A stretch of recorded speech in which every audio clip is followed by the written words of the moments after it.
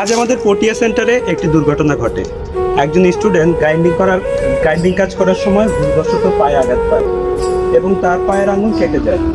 আমরা নিয়মিতভাবে আমাদের সকল স্টুডেন্টদের সেফটি সম্পর্কে সতর্ক করে থাকি এবং প্রতিদিনের মতো আজও সুন্দরভাবে ক্লাস পরিচালনা করা হয়েছিল। লং ব্রেকের পর একজন স্টুডেন্ট তার চক প্রস্তুত করছিল। এ সময় পাশে আরেকজন স্টুডেন্টের পায়ে গ্রাইন্ডিংয়ের তারে টান লাগলে হঠাৎ তার হাত থেকে গ্রাইন্ডিং মেশিন সরে যায় এবং সেটি অন্য স্টুডেন্টের পায়ের ওপর পড়ে, ফলে তার পায়ের আঙুল কেটে যায়। আলহামদুলিল্লাহ, আমরা দ্রুত পরিস্থিতি নিয়ন্ত্রণে এনে সঙ্গে সঙ্গে তাকে হাসপাতালে নিয়ে যাই এবং প্রয়োজনীয় চিকিৎসা ব্যবস্থা গ্রহণ করি।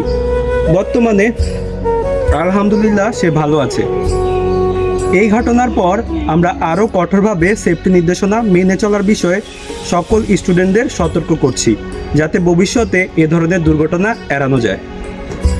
ওয়েল্ডিং করার আগে আমাদের যে সেফটি সতর্কতা আছে এগুলো মেনে চলতে হবে। গ্রাইন্ডিং করার পূর্বে আমাদের সেফটি গগলস পরতে হবে, সেফটি শু পরতে হবে, অ্যাপ্রন পরতে হবে, হ্যান্ড গ্লাভস পরে তারপরে ওয়েল্ডিং করতে হবে।